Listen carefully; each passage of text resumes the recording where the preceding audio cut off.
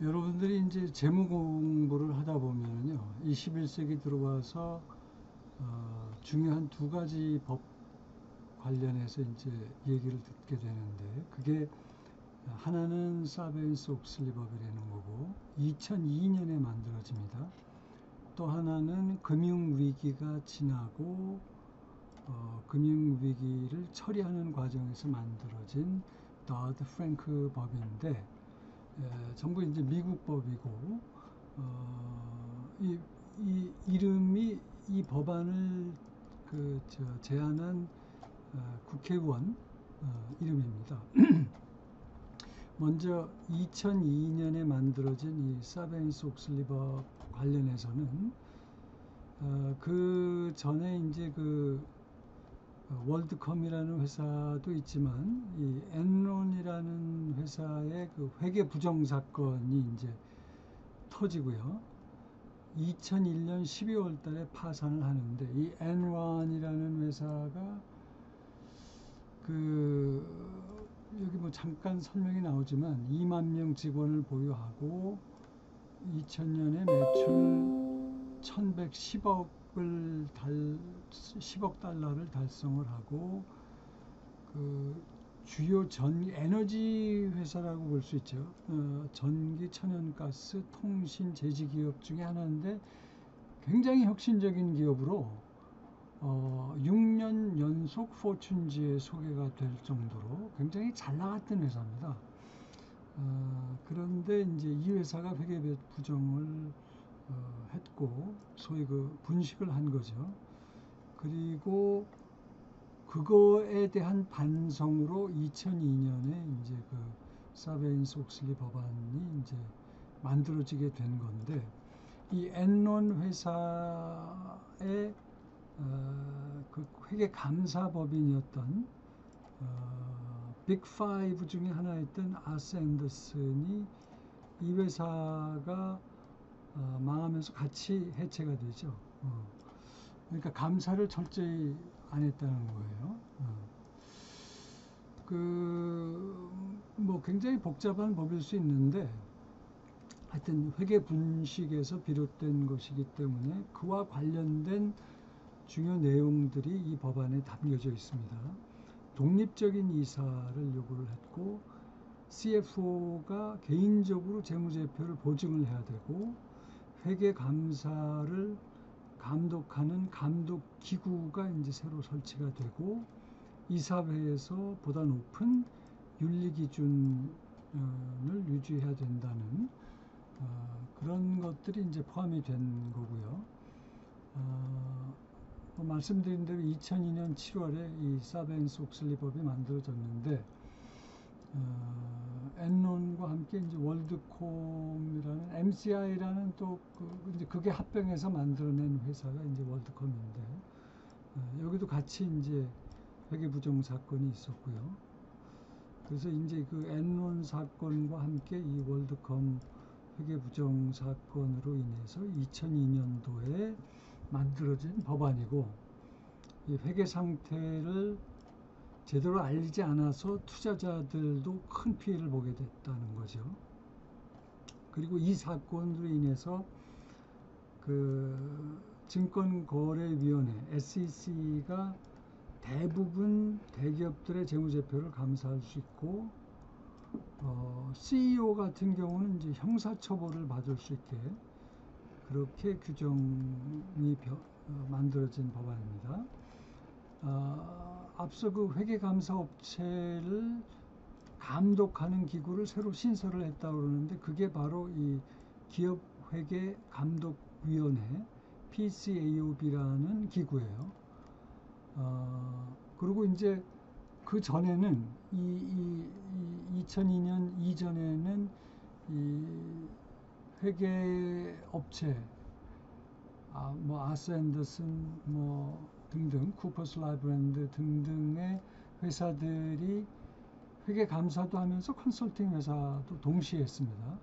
그러다 보니까 이제 이해가 충돌하는 거죠. 그래서 그걸 못하게 방지를 했고, 이 기업회계감독위원회에는 이제 5명의 위원으로 구성이 되고, 기업의 회계를 감사하고 윤리규정을 채택토록 종용하는 역할을 맡고, 회계법인을 사찰도 할 수가 있고, 특정 기업의 회계법규 위반할 때 그 조사할 수 있는 권한도 갖고, 이제 조금 문제가 됐던 게 이 사베인스-옥슬리 법안은 미국에 진출해 있는 외국계 상장사에서 회계 문제가 발생했을 때 SEC 증권거래위원회가 해당 기업의 회계 감사를 담당한 외국계 회계법인에 대해서 서류를 열람할 수 있도록 했기 때문에 이것이 다른 나라에 대한 주권 침해가 아니냐 하는 그런 또 무리를 빚기도 한 그런 법안입니다. 이거는 이제 회계 부정에 대해서 만들어진 사베인-옥슬리 법안이고, 그 다음에 이제 더드 프랭크 액트라고 하는 것은 2010년에 만들어졌다는 것은 바로 이 금융위기 이후에 만들어진 것이고, 따라서 금융위기와 관련된 문제점, 그 금융위기가 그 시스템 리스크가 있었는데 그거를 간과했기 때문에 발생을 했다고 본 것이고요. 그래서 이거를 예방 차원에서 이제 파생 상품, 특히 이제 장외 파생 상품에 대한 규제를 강화했고, 그 다음에 금융 소비자 보호 장치를 이제 신설을 했고, 그 다음에 대형 금융회사들에 대한 각종 감독 그리고 규제 이런 것들을 이제 만든 그런 법안이라고 볼 수 있고요.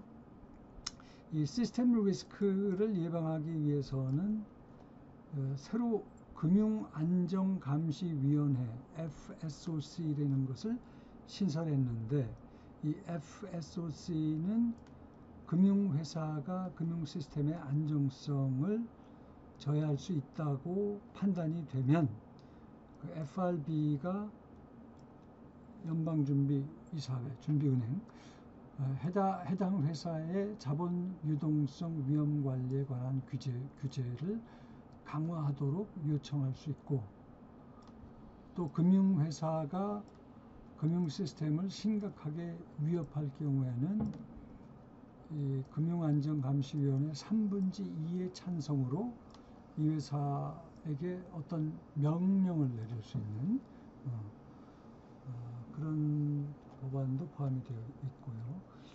파생상품 규제 강화를 위해서 감독의 그 전에는 이 법안 통과되기 전에는 장외 파생 상품은 감독하기가 참 어려웠는데, 이 감독 권한을 이 증권거래소 상품선물거래소에 감독할 수 있게 그 권한을 부여를 했고, 그 다음에 규격화된 파생상품은 반드시 중앙청산소를 통해서 청산 거래를 하도록 했고, 또 금융소비자 보호를 위해서는 새로운 기구가 설치가 됐죠. 소비자보호기구가 FRB 산하에 설치가 됐고, 이제 모기지, 서프라임 모기지로 인해서 이제 그게 더 금융위기로 확산이 됐기 때문에 모기지 대출 제도를 또 개선하는, 그래서 이제 차입자의 대출금 상환 능력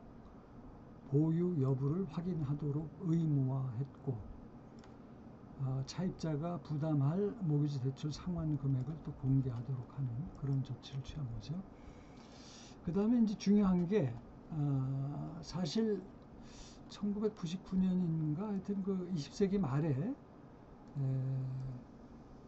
글래스 스티글 법이라고 해서 이게 이제 대공황 이후에 만들어진 법인데, 상업은행과 투자은행을 엄격하게 분리하는 그런 법안이 있었어요. 그게 이제 글래스 스티글 법안인데 이거를 없앴었습니다. 20세기 말에. 그런데 그걸로 인해서 금융위기가 왔다고 보고 요거를 다시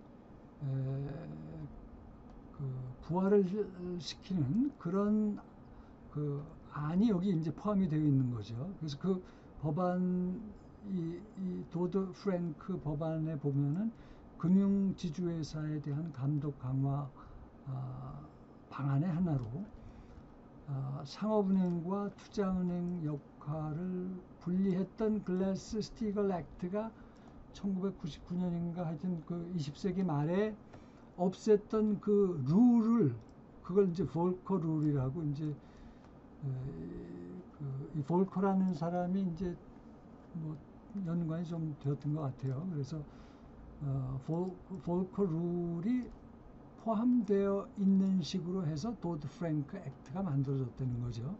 그러면서 그 폐지시켰던 글래스 스티글 법안, 즉 상업은행과 투자은행의 역할을 분리했던 그 법안이 이제 다시 부활됐다는 거죠. 그래서 이 법안으로 인해서 대형은행의 위험자산 투자가 감소하고 부채 비율이 낮아지는 이제 긍정적인 효과가 있는 건데, 이것이 이제 그 도널드 트럼프가 대통령에 취임하면서 이제 이 도드 프랭크 법안은 이제 오바마 대통령 때 만들어진 거고, 취임하자마자 이 도드 프랭크 법안의 타당성을 검토하라는 명령을 했고, 그래서 이제 이 사람은 이 도드 프랭크 법안이 너무 그 규제가 세다고 보고 그거를 좀 약화시켜야 된다고 이제 본 거고요. 이 공화당 입장인데, 민주당 입장은 금융 규제가 완화되면은 물론 그 수익성은 높아지겠지만 장기적으로 또 금융위기가 왔던 것처럼 대형은행의 부실 위험이 높아진다라고 주장을 하고 있고, 그래서 이것이 아직 정리가 좀 안 된 것 같아요.